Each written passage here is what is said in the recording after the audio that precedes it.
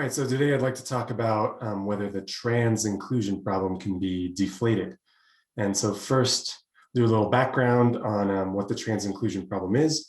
And then what I'd like to do is look at two attempts to answer this problem or solve this problem, or as we'll see, as one person put it, deflate the problem. And I'll share some reasons why I'm skeptical about these two proposals, why I think they're probably not going to work. Okay, so first let's start with what the trans inclusion problem is. We'll start first with what trans inclusion is, and then we'll see why it's a problem. So many philosophers wish to arrive at a definition of womanhood that includes trans women, as well as cis women, while also excluding trans men, cis men, non-binary individuals, etc. So the goal is to find a definition of these terms that draw the boundaries in the right place, and in particular the term woman. So although it's called the inclusion problem, I mean, there's also an issue of exclusion. We want the right people to be included and the other people to be excluded. We want the boundaries to be drawn in the correct places. Okay, so the idea is that this definition will be found either through conceptual analysis by looking at the way the term woman is ordinarily used, or if that concept is not satisfactory, then the project switches to conceptual engineering. And there the goal is to modify the ordinary concept to make it so that it draws the boundaries in the right place, so that it's trans-inclusive in a satisfactory way. And at least in this corner of the literature, the term ameliorative inquiry has caught on for this kind of conceptual engineering.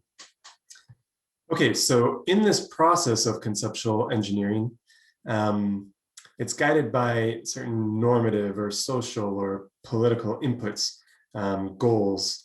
So here's how Katherine Jenkins puts it in her 2016 paper: failure to respect the gender identifications of trans people is a serious harm, and it's conceptually linked to forms of transphobic oppression and even violence.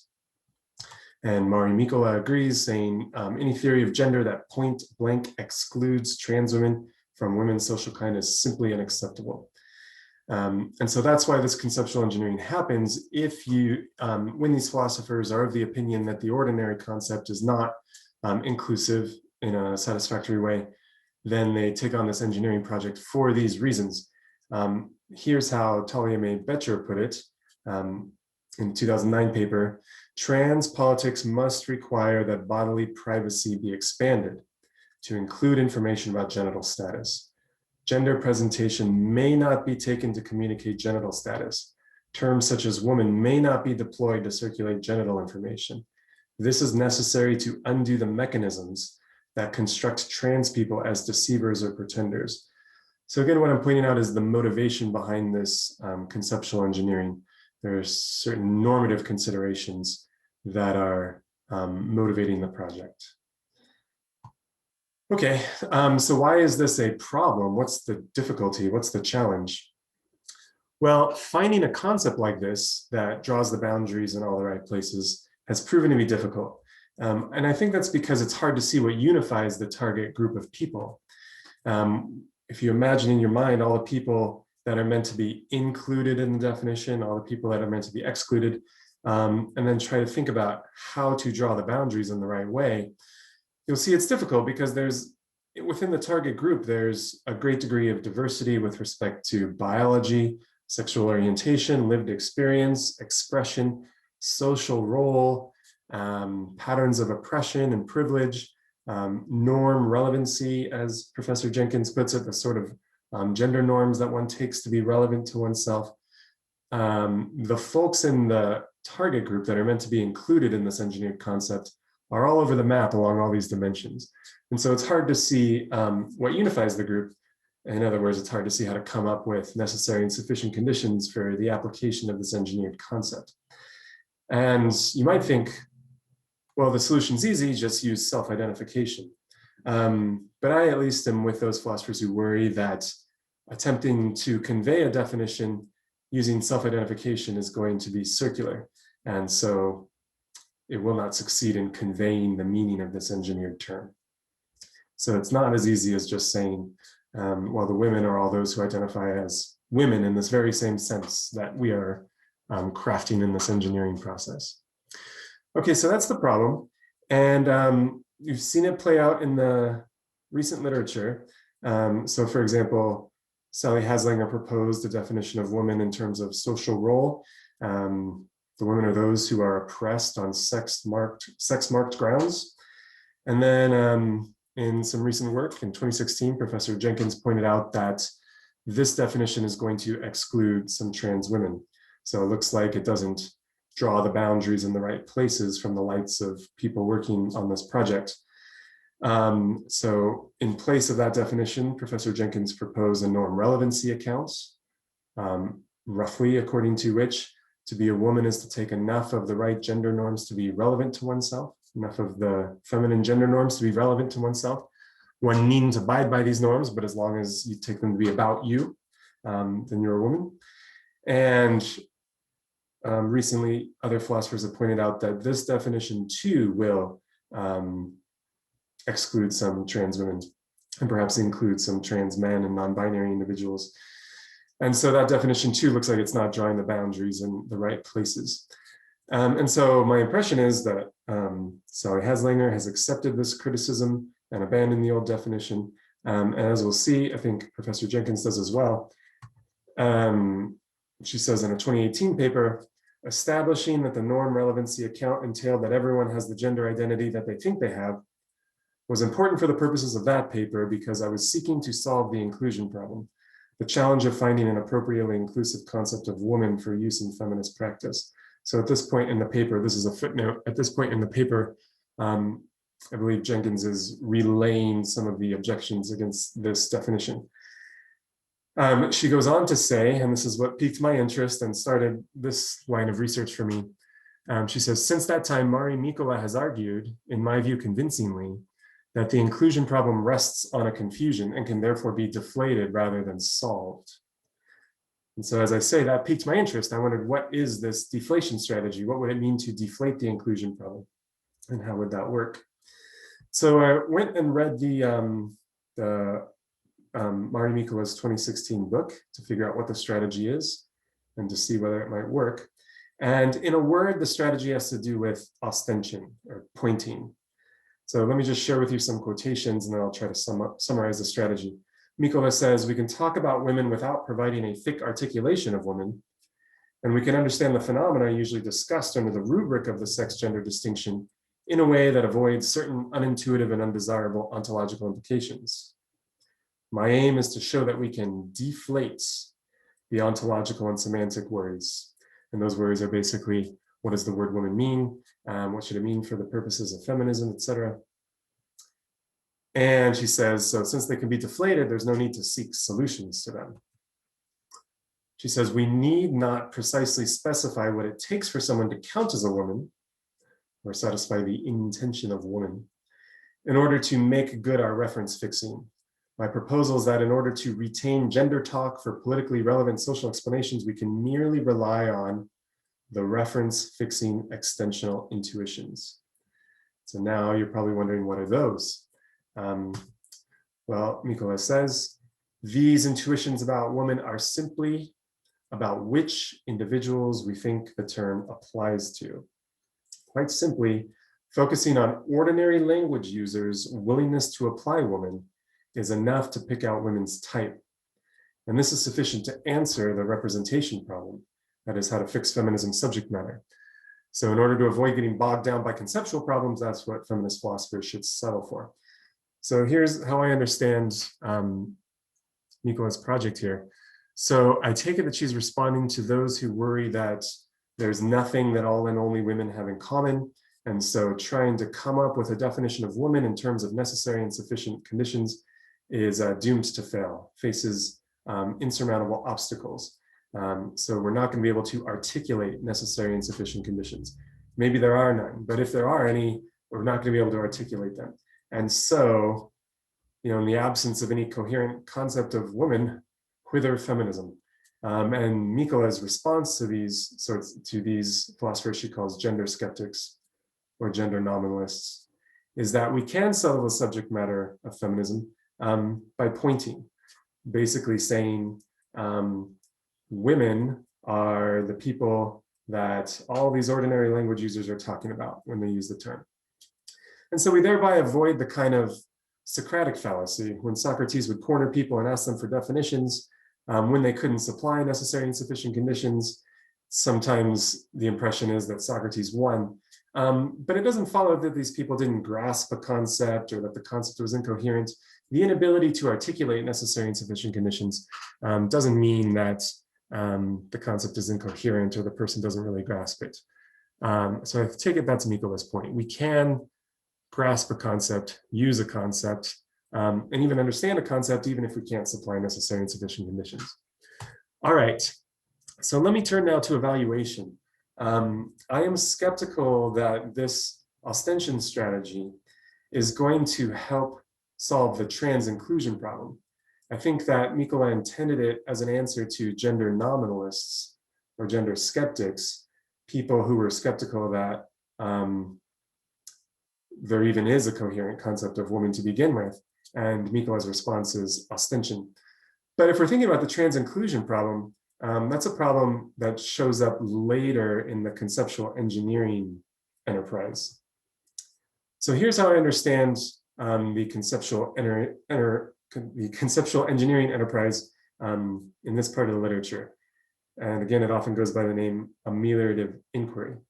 So I see it as involving two stages, an identification stage and a modification stage. So in stage one, the identification stage, we identify the concept to be engineered. And so that just requires grasping, understanding, bringing within our attention the so-called, the ordinary concept, what Haslinger calls the dominant manifest meaning. The way the term is ordinarily used, the meaning of the ordinary concept. So first we identify that. And then in stage two, that's when the engineering happens.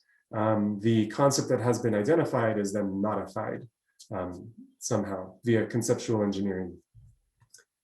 So I think that Mikola's strategy could help with stage one. If you thought that there were difficulties with stage one, that's what this ostension strategy is supposed to help with. It's supposed to fix feminism's subject matter without having to supply necessary and sufficient conditions. So we could identify the ordinary concept even without analyzing it, just by pointing. But, so that's what Mikola says. We can identify the concept via ostension, no need to provide necessary and sufficient conditions. And again, this is a response to the gender nominalists or gender skeptics. But my worry is that stage two is where the real challenges are for conceptual engineering. That's where the real problems lie. So let me tell you what I think those challenges are. I think there are three challenges in that modification stage of conceptual engineering. So challenge one, and I think this is the primary challenge, the engineering process is supposed to produce or craft a concept that is appropriately inclusive and exclusive, that draws the boundaries in all the right places. That's really like the primary desideratum of this conceptual engineering project. And that's proven difficult. And so we'll look at that one. But a second challenge has to do with staying on topic. So I think philosophers working in this area don't wish to just equivocate or introduce ambiguity. The idea isn't to identify the ordinary concept, put it on the operating table, as it were, only to quickly push it off the operating table and replace it with a new one and say, look, I fixed the concept. Because that would be to change the subject or to equivocate. So somehow what's meant to happen in conceptual engineering is not the replacement of an old concept with a new concept, but the modification of the old concept, improvement of the old concept, so that we're still talking about the same thing. Okay, and then finally, the third challenge has to do with avoiding circular methodology. The instructions that we follow when we do this conceptual engineering should be coherent and possible to execute, possible to follow. Okay, so let me briefly explain why I think that this ostension strategy isn't going to help with any of these challenges. So let's think about the first one. And again, that was provide a concept that draws the boundaries in all the right places. So again, philosophers working in this area wish to arrive at a concept that includes trans women and cis women, excludes trans men, cis men, non-binary individuals, etc. So does this ostension strategy do that for us? Well, the idea is to identify or fix the subject matter of feminism, identify the ordinary use of the word woman. But the problem is that that ordinary use of the woman looks like it's not going to be acceptably inclusive and exclusive. So according to Mikola, speakers ordinarily seem to think that gender and sex are coextensive. Women and men are human females and males. And she means male and female in the biological senses. And I think a lot of other philosophers agree. All the philosophers engaged in this sort of ameliorative inquiry are doing it because they think the ordinary concept is deficient. Here's how Talia-May-Becher puts it. On the face of it, the definition female, adult, human being really does seem right. Indeed, it seems as perfect a definition as one might have ever wanted. The only answer I can think of why woman has such a nice definition is just this, because woman is frequently used to convey information about biological sex, and because it is frequently used to convey information about adulthood. So we distinguish women from girls and distinguish women from men. And so this is Talia-May-Becher reflecting on the way the words are ordinarily used, what they ordinarily mean. So I don't mean to suggest that Mari Mikola thinks this is the end of the story. If you read her 2016 work, it seems like she's very open to conceptual engineering. She's quite explicit that once we fix feminism subject matter, the boundaries aren't set in stone. You can change the boundaries for political or social ends. But in her 2016 work, as far as I can tell, she makes no attempt to do so. And other people who have attempted, as I mentioned, Haslinger, Jenkins, and others, have failed. And self-identification, offering self-identification as the definition of this engineered concept, is circular, and so fails to convey the concept to others who weren't involved in the engineering process. Okay, so I don't think Mikola's strategy helps overcome this first challenge. And I think that's because if you think about it, there's a general problem here. Remember, the main criterion for success was that the engineered concept track with self-identification. So if somebody identifies as a woman, she needs to be in the boundaries. If somebody does not identify as a woman, they need to be outside the boundaries. So the engineered concept, whatever it means, whatever the definition is, should track with self-identification. But you can't just use self-identification to convey this definition, again, for circularity reasons. And so that produces a challenge because any other definition, as far as I can tell, will not be necessarily coextensive with self-identification. No matter which definition you choose, whether someone meets that definition, it would seem to me would have no necessary connection with this person identifying as a woman or identifying as meeting that definition. Because identifying in a certain way is just a psychological state, and due to the contingency of human psychology, couldn't it always happen that we'll get counterexamples to any sort of definition that's offered during this engineering process? Somebody could meet the conditions and yet not identify as meeting them. Somebody could identify as meeting them but not meet them, and so on. Won't counterexamples be inevitable? Okay, let's think about the second challenge. We're supposed to stay on topic or not change the subject. Will Mikola's ostension strategy help with that? So again, people engaged in ameliorative inquiry, I think, don't wish to equivocate or introduce ambiguity or just use an old term to express a brand new concept and thereby talk past the folk. But the problem is that their use of the relevant words is marked by this conceptual engineering process is necessarily, I think, it involves an intentional lack of deference to established practice. I mean, that's the whole point, is to change the established practice. So when philosophers engage in conceptual engineering, when philosophers are engaged in conceptual engineering in any area, not just in the philosophy of gender, but in any area, this is a worry about conceptual engineering generally. If the words are borrowed to express some concept and use of this concept is not marked by any sort of deference to established practice, there's no wish to join into the established practice, then I think what's happened is we've originated a new concept. We haven't modified the old concept, we've originated a new concept. And I think Nicola agrees. So on page 110 of her 2016 work, she says, the prospects of an adequate revisionary analysis of women also look unpromising, since this tends to make gender terminology unfamiliar to ordinary speakers. Common gender terms, and here I think she just means words like man and woman, become feminists' theoretical terms, which is politically unhelpful, again, because it introduces ambiguity, there's equivocation happening, people are talking past each other. It appears that there are disagreements, but it's a merely verbal dispute. And so what could it mean to say that common gender terms become feminist theoretical terms if it doesn't mean that the words are being used to express a new concept, a different concept? So again, I don't think this ostension strategy will help us with that second challenge. The third challenge is to avoid circular methodology. So let me explain what I mean. So after engineering these concepts of womanhood, so first we put the concept on the operating table, and then we do some operation, we do the engineering, and then the final step is to evaluate the output and see whether it meets the sort of normative constraints that were motivating this whole project. So we got to evaluate the output concept and see whether it advances the cause of feminism. But here's the problem.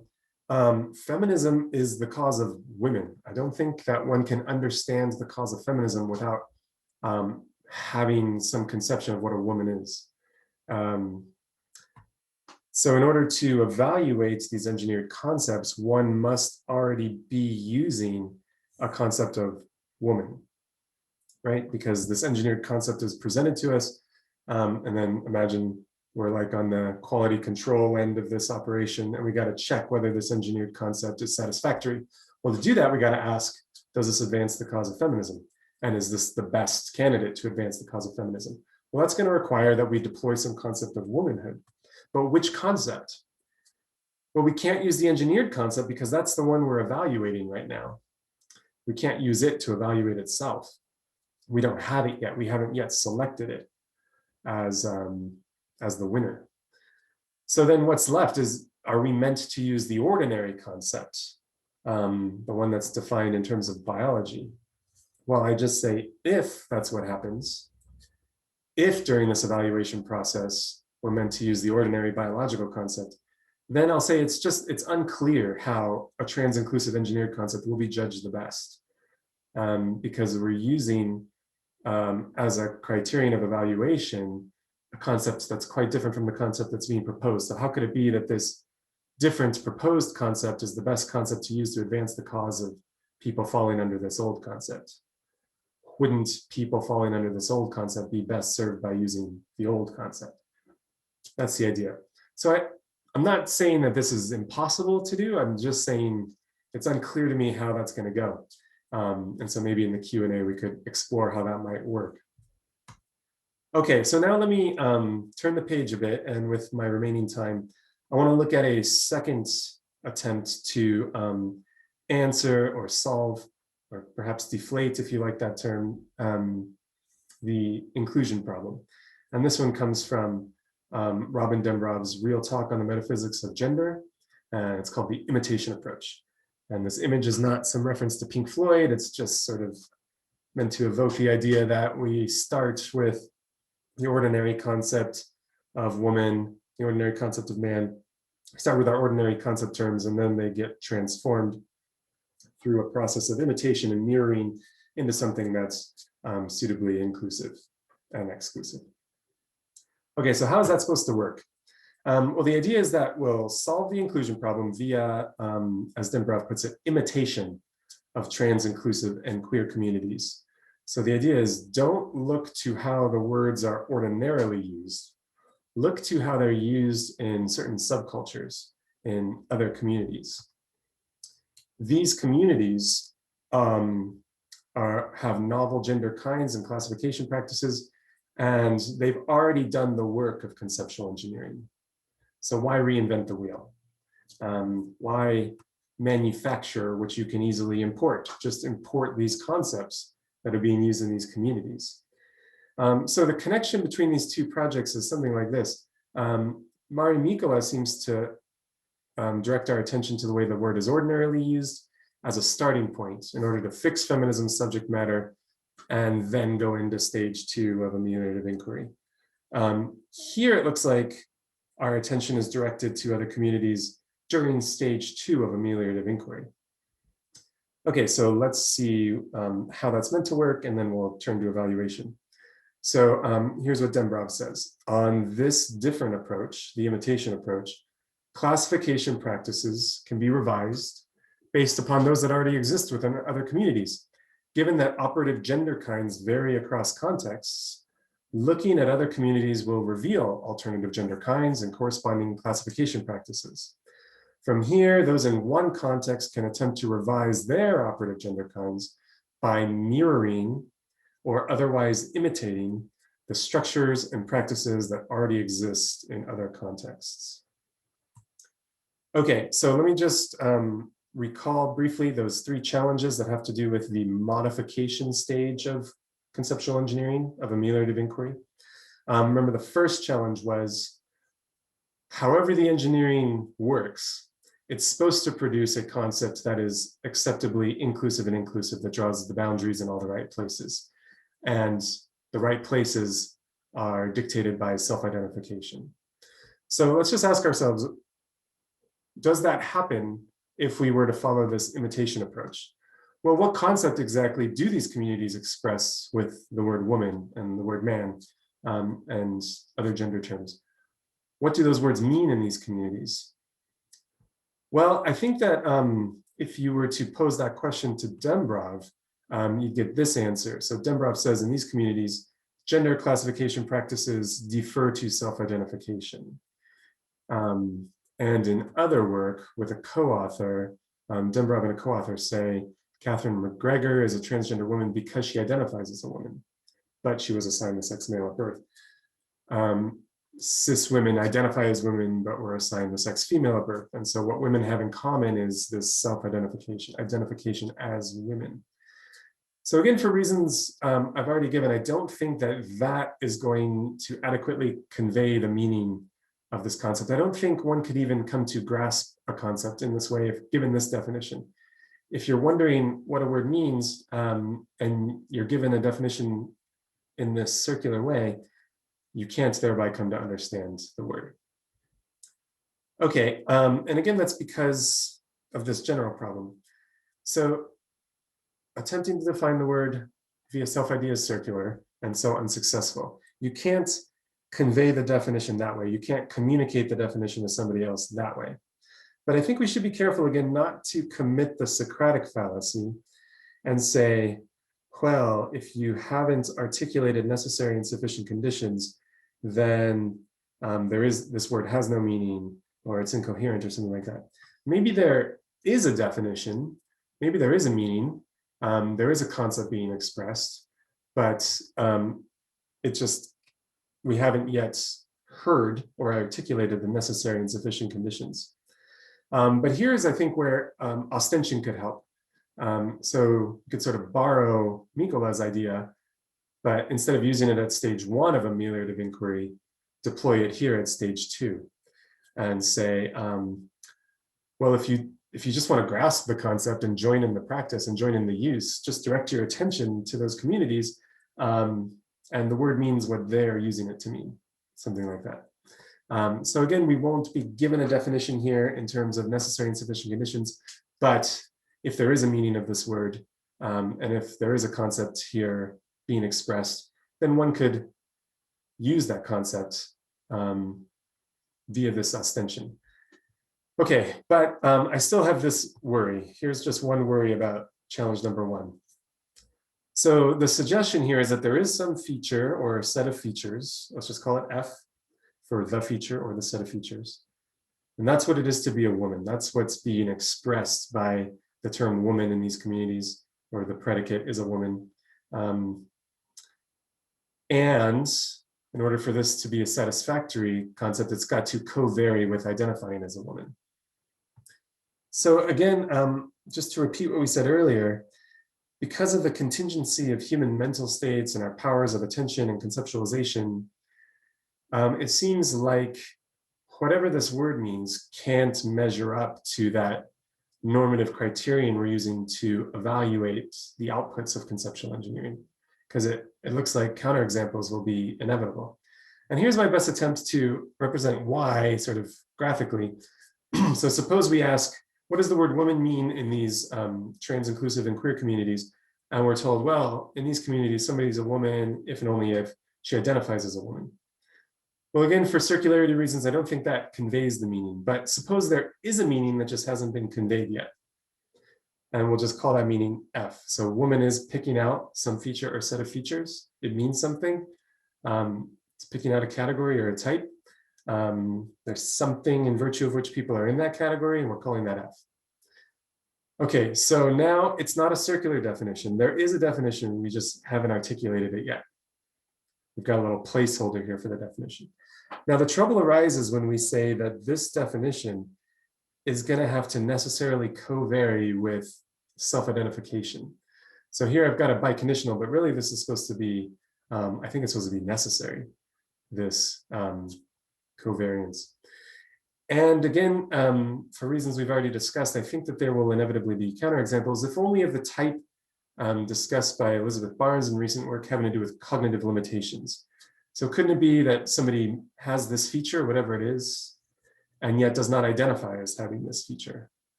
So the feature is not the identifying as having some feature or other. The feature is that which one identifies as having. And so couldn't somebody have that feature without identifying as having it? And you can think of other types of counterexamples as well. My point is just, won't counterexamples be inevitable? Okay, let's turn to challenge 2. Challenge 2 is don't change the subject. And here, I'll admit that things are less clear to me. I think this is a real challenging one to evaluate. So the best I could do is just list 3 options. I think one option is when we ask, are these communities, have they changed the subject? Are they equivocating? Is there just ambiguity here? Has the word woman become ambiguous? One concept is being used in mainstream cultures or mainstream contexts, and another concept is being used in these subcultures. Is that what's happening? Or is it the same concept? And so we're talking about the same things, but different conceptions, so to speak. Well, one option is that these communities are intentionally revisionary. These communities know what the ordinary concept is, but borrow the old word to express a new concept in a very self-conscious, intentional way. If so, I think that's the mark of originating a concept. That's how one originates a concept. Just as if I were to use an old word like Anscombe in a new way to name my daughter, for example. Maybe I name my daughter Anscombe. I have introduced a new concept here. I've originated a new concept through that baptism ceremony, as you might put it, when I dubbed my daughter Anscombe. I'm using the same word, but it's clearly not the same concept, and you can see that by noticing that if there were any disagreements between people using these two concepts, it would be merely verbal. One person might say Anscombe was a great philosopher. Another person might say, no, Anscombe is a child or something like that, not a philosopher at all. And they're just talking past each other. They're not really disagreeing. So that could be happening. That's one option. If so, then I think there has been a subject change. We've got a new concept with a new intention and extension. I think that's enough to qualify as a subject change. Another possibility is these communities are not intentionally revisionary. They really do mean to use the old concept, and they do. And they haven't changed the intention or extension. But if so, then the danger is on this option, there would be some misapplication of the old concept going on. If the concept is being used in a literal way, but it's the old concept with the old intention and extension, then it'll be something like Tyler Burge's arthritis man, who, using the ordinary concept of arthritis, says that he has arthritis in his thigh.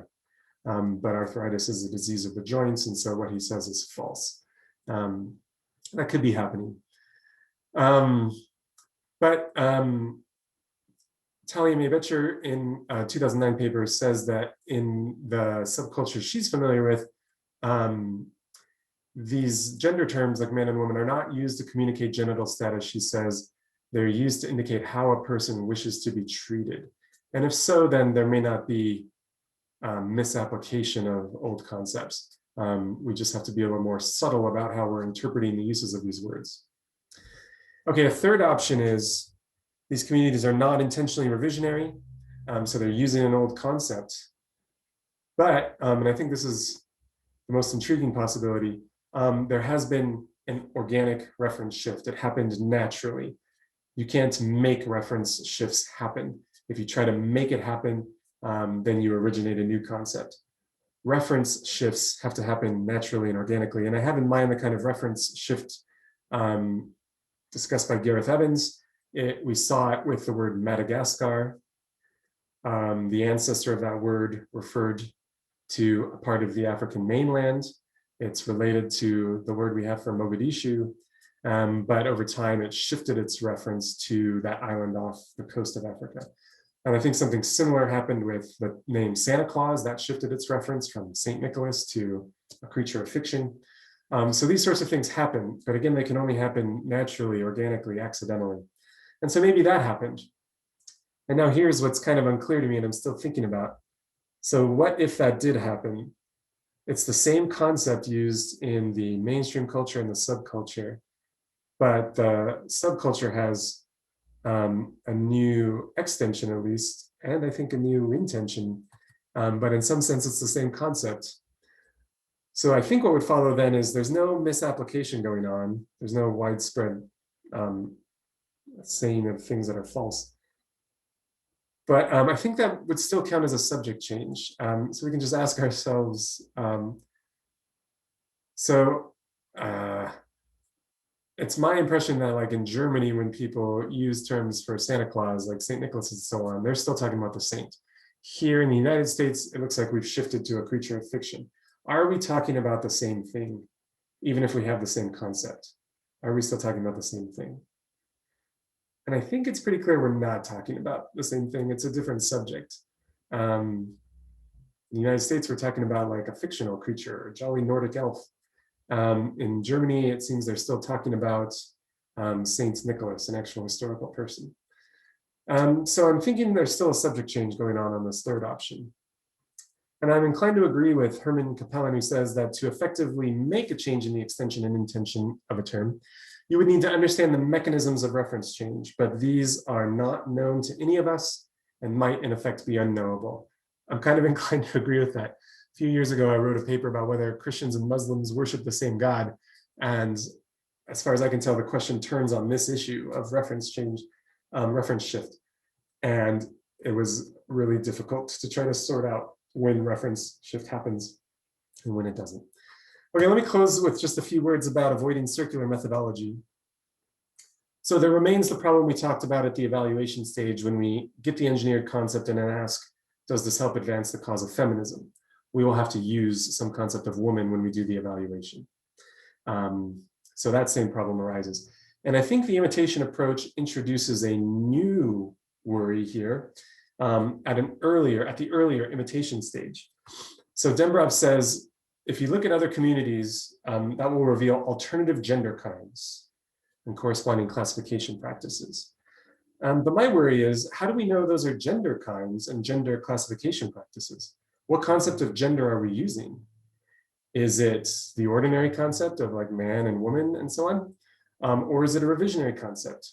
We don't have the revisionary concepts yet.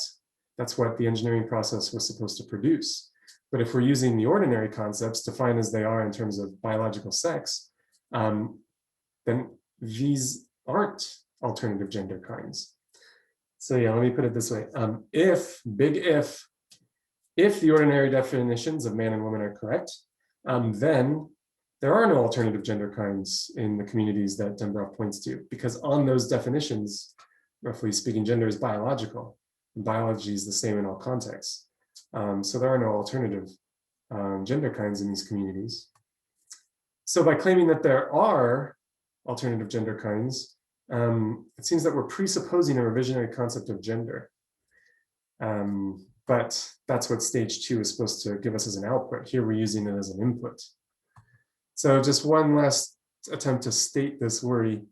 On the imitation approach, we're supposed to look at these communities and recognize that these alternative kinds are gender kinds, that they are talking about men and women, but in a different way, and any other terms that would be called gender terms in those communities. And then we're supposed to take up the corresponding concepts. But in that case, we are already using revisionary gender concepts. So we must have already completed stage 2 before we started. And so that's the circular methodology worry that I mentioned. And so we haven't addressed the original worry about the evaluation stage, and then we've added an additional worry on top of it. So in conclusion, I think that neither Mikola's proposal nor Dembrov's proposal will solve or answer or deflate the inclusion problem. But I hope that we now have a better view of the challenges facing the project and the options available. Okay, thank you for your attention.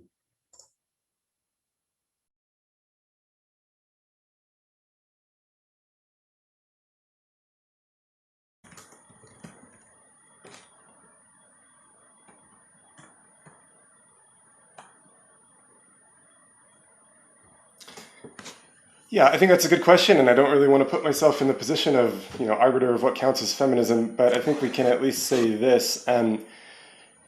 Whatever the conception of feminism is, if gender plays a role in it, or if men and women play a role in it, then we will be using some concept of gender, and then the question arises, which concept do we use? The pre-engineered ordinary concept, or the post-engineered revised concept, which we don't have yet. So even on the sort of broader, more general conception that you mentioned, commitment to gender justice, we'll still have to ask, what is gender? Is it the sort of thing that is about men and women? Oh, then if so, we're still using these concepts of men and women in order to understand what feminism is.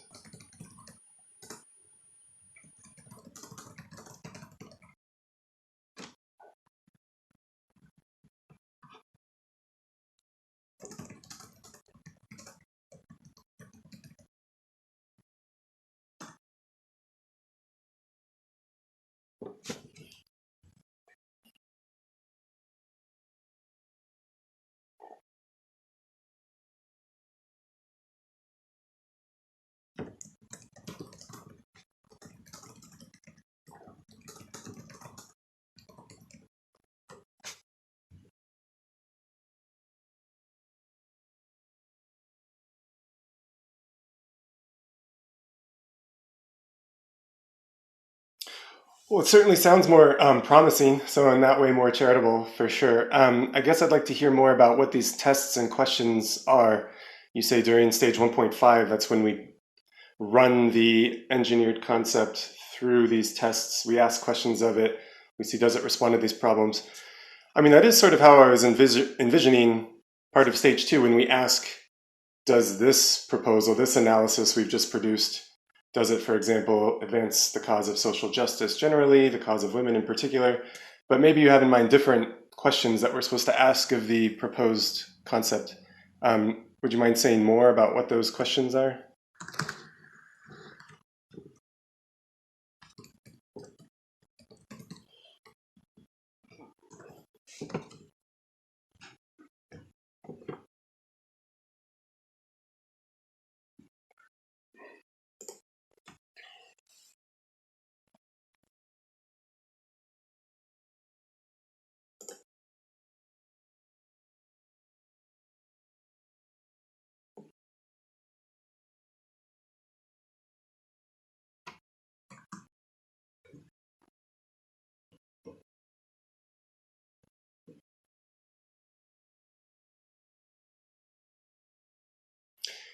Yeah, so I think we're on the same page. That's how I'm understanding conceptual engineering too. There are certain normative inputs.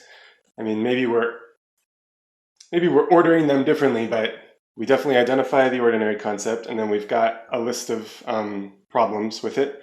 In this case, ordinary concept, as Mari Mikola says, is women are basically human females, and then the problems with that is it's insufficiently inclusive, and also it's well, it's excluding some people we want included and including some people we want excluded. Okay, and then the next step, I guess, is propose a new analysis or a new definition, something like what Sally Haslinger did and Professor Jenkins did. And then I think I'm just reading back at the notes I took of your question. And then, yeah, I guess my concern was the final stage is when we ask, did we succeed in this engineering phase? We identified the concept, we know what the problems are, we've proposed a new definition, and then maybe we agree on this. The last stage is we check to see, did we succeed? And then my concern was, in that stage, won't we ask questions like, how does this new concept bode for the prospects of feminism or gender justice, or even if you just say social justice generally, surely that includes gender justice. And then we'll have to ask, which concept of gender are we using? Which concept of man and woman are we using? And so I think the circularity worry will still arise in that last evaluation stage.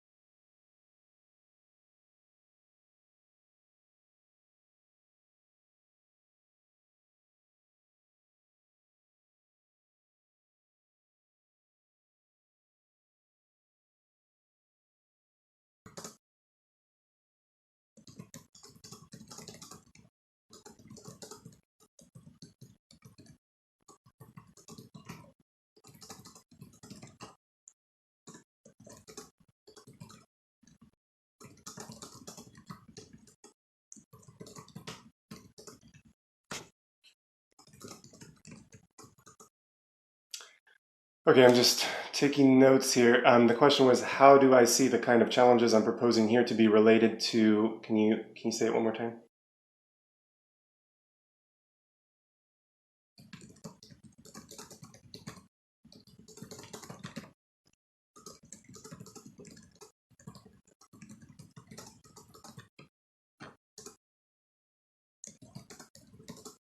Okay, so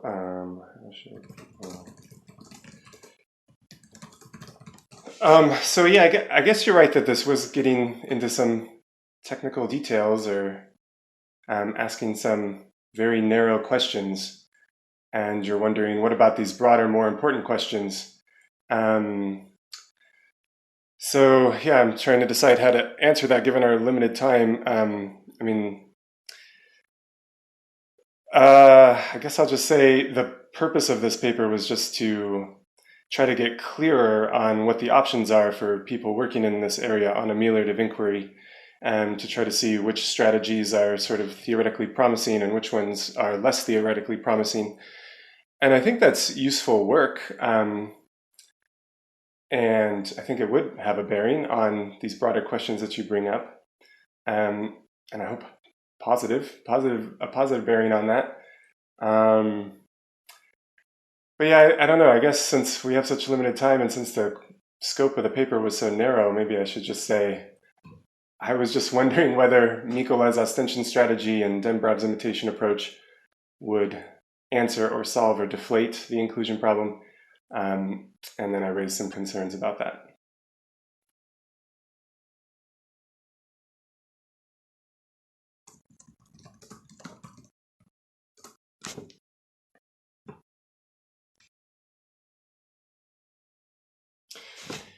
Yeah, so I've thought about that as well.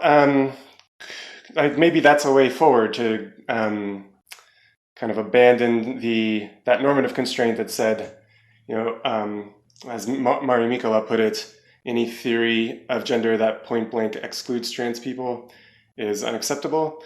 Maybe what Mikola said is if it excludes all trans people for sure, or even most, that would be very bad. But I guess what you're saying is perhaps if only a few people are wrong about self-identification, that would be enough, or you'd be satisfied with that sort of result. Is that the idea?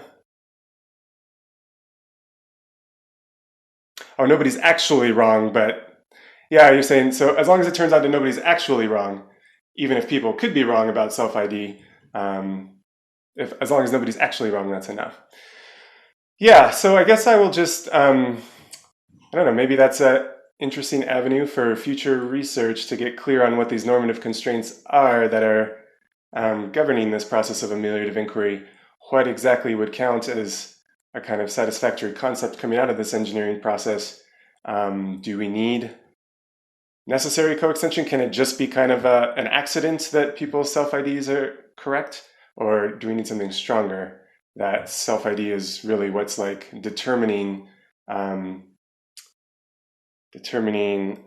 what's the word, hold on, their status in this category, determining their, and not entry, status, something like that. What is it that determines the gender category that you're in?